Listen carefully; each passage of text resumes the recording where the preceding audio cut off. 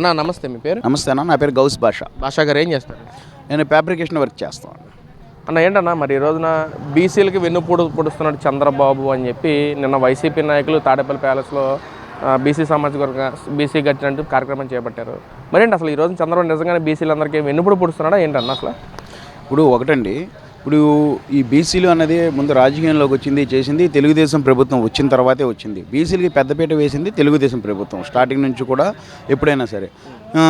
ఇప్పుడు ఈ జగన్మోహన్ రెడ్డి గారి వర్షం తీసుకుందాం.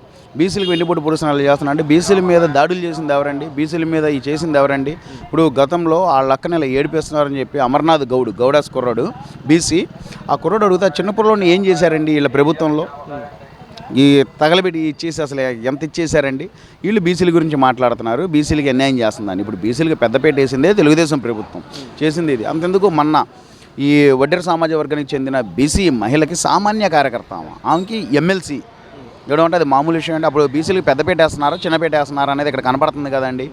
వీళ్ళు ఈ పనికి మళ్ళీ మాట్లాడితే ఈ చేయడం తప్ప గతంలో తీసుకుంటే ఇప్పుడు కొల్లు రవీంద్ర గారి మీద కానీ వీళ్ళ మీద కానీ అక్రమ అరెస్టులని అని చెప్పి చేసి కక్ష సాధింపు చర్యల్లాగా చేసింది ఎవరండి? జగన్మోహన్ రెడ్డి గారి ప్రభుత్వం కాదా? జగన్మోహన్ రెడ్డి గారు కాదా? ఈయన మళ్ళీ వచ్చి ఇప్పుడు మీడియా ముందుకు వచ్చి ఏదో మాట్లాడతారు. ఈ జగన్మోహన్ రెడ్డి గారి వ్యవహారం ఎలా జరిగిందంటే ఇప్పుడు మేము అందరం చూస్తున్నాం కదా, సామాన్య ప్రజలమైన మేము. ఈ ఎట్లా ఉందంటే ఒక పొంతన లేని మాటలు, ఒక పొంతన లేని వ్యవహారాలు, ఒక మాట్లాడారంటే ఏ ఒక పర్థము ఉండట్లే ఏ ఒక్క విషయంలో కూడా. మరి అలా ఎందుకని ఇలాగైనా మెంటల్గా డిస్టర్బ్ అయ్యాడా? ఒక్కసారిగా 151 నుంచి 11 పడిపోయాము, ఏంటిది ప్రతిపక్షం కూడా లేదు అని చెప్పి మెంటల్గా డిస్టర్బ్ అయ్యాడో తెలియట్లా, లేకపోతే ఏంటో తెలియట్లేదు. కానీ మాకు కొంచెం అవమానంగా ఉందండి. మా మాజీ ముఖ్యమంత్రి వర్యులు మరి ఈ రకంగా మాట్లాడుతున్నారు అన్న ఇదైతే మాకు చాలా బాధాకరంగా ఉందన్నమాట. మరి అంతనా పొంతన లేకుండా మాట్లాడతాం. మరి ఈ రోజున జోగి రమేష్ గారు మాట్లాడుతూ ఈ రోజున ఐటీడీపీ టీడీపీ వాళ్ళంతా కలిసి నా ఫ్యామిలీ మొత్తం రోడ్డు గీడుస్తూ ఉన్నారు, అసలు చంద్రబాబు తన ఫ్యామిలీని అనకుండానే అన్నారని క్రియేట్ చేసుకుని ముసలికన్నీళ్ళు కాడ్చారు చంద్రబాబు, కానీ ఈరోజు నా ఫ్యామిలీని బహిరంగంగానే రోడ్డు మీద ఇచ్చారని చెప్పి జోగి రమేష్ గారు మాట్లాడుతాను. ఏంటి అసలు దాని మీద మీ ఒపీనియన్? ఇప్పుడు గతంలో చంద్రబాబు నాయుడు గారి ఫ్యామిలీని అనకుండానే అన్నాను అని అంటే ఇక్కడే కనపడుతుంది కదా అబద్ధం ఎట్లా ఇది ఉందనేది. అసెంబ్లీ సాక్షిగా అన్నారు వాళ్ళు. అక్కడ ఇక్కడ అసమాష్టంగా సోషల్ మీడియాలోనే కాదండి, ఆంధ్ర రాష్ట్రం సంబంధించినటువంటి అసెంబ్లీ సాక్షిగా అన్నారు వాళ్ళు చంద్రబాబు నాయుడు గారిని. ఆ విషయం పక్కన పెడితే ఇప్పుడు వీళ్ళ కుటుంబాన్ని బయటికి లాగుతున్నారంటే ఇప్పుడు చంద్రబాబు నాయుడు గారు వచ్చి లాగుతున్నారా, లేకపోతే ఐటీడీపీ వాళ్ళు లాగుతున్నారా? సామాన్య మీడియాస్ ఏదైతే ఉందో ఉన్నదన్నట్టు చూపించే మీడియా ఏదైతే ఉందో ఆ మీడియా ఉన్నదన్నట్టు చూపిస్తుంది. ఈ సాక్షి ఛానల్ కానీ ఈ కానీ రాకపోతే మిగతా ఇంకా ఏ ముందుకు రావా ఇలా జరిగే అక్రమాల గురించి వాటి గురించి చెప్పడానికి? ఒకళ్ళ ఫ్యామిలీని బయటికి లాగేంత హీనులైతే కాదండి.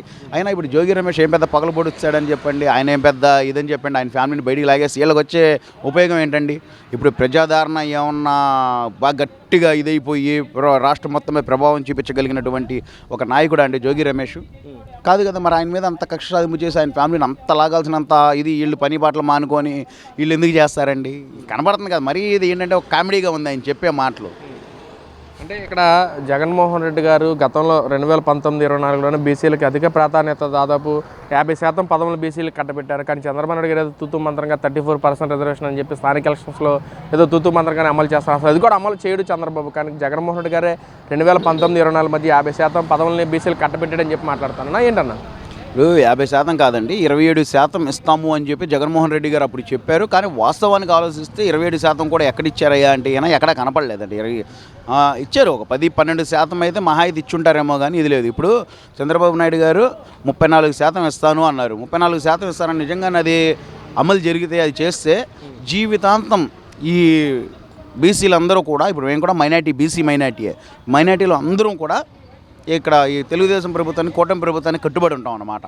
ఎందుకు అని అంటే గతంలో కూడా చూసుకుంటే ఇప్పుడు ఒక బీసీ మహిళకి ఎమ్మెల్సీ ఇవ్వడం కానీ చేయడం కానీ మొత్తం చూస్తాం చాలా హర్షణీయమైనటువంటి ఒక ఇదన్నమాట. ఇప్పుడు అమలు చేయడు అది చేయడు అని చెప్పడం కంటే కూడా చూడండి ముందు అసలు చేస్తారో చేయరో ఇస్తారో ఎవరో కనపడతారు కదా, చూస్తాం కదా, ముందుంది కదా, ఇంకా కేటాయింపులు అవ్వలేదు కదా. ఇంకా మాట్లాడుతున్నారు జోగి రమేష్ గారు. ఈ రోజున బీసీలకు ఏదో 34% రిజర్వేషన్ ఇస్తామని చెప్పి తీర్మానం చేసి ఆ తీర్మానాన్ని అమలు చేసినట్టుగా చంద్రబాబు పాలాభిషేకం చేసుకుంటున్నాడు.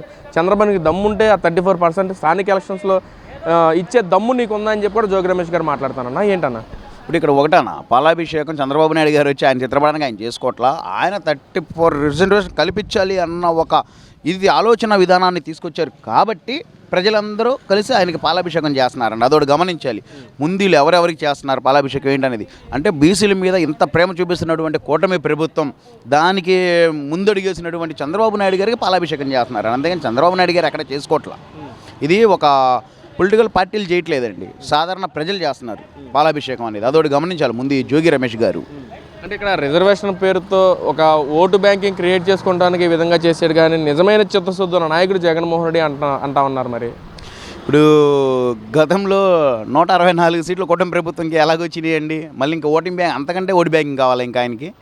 ఈ మాటలు పొంతం లేని మాటలండి. ఓటు బ్యాంకింగ్ దగ్గర చేసుకోవడానికి ఈ దగ్గర చేసుకోవడం కాదు. ఇప్పుడు మెగా డిఎస్సీ అది ఇది అని చెప్పేసి ఇతను వచ్చాడు, ఏదో మేము ప్రజలను ఉద్ధరించేస్తాను అని.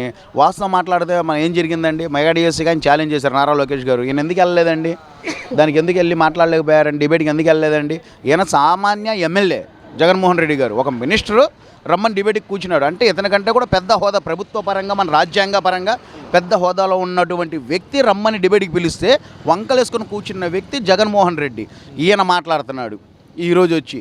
సరే ఇంకోటి చూస్తే నిజంగానే అంత ప్రేమ ప్రజల మీద ఉంటే ఈ అసెంబ్లీకి 11 మంది ఎమ్మెల్యేలు ఎన్నిసార్లు వెళ్ళారండి, వాళ్ళ నియోజకవర్గం గురించి ఎన్నిసార్లు మాట్లాడారండి.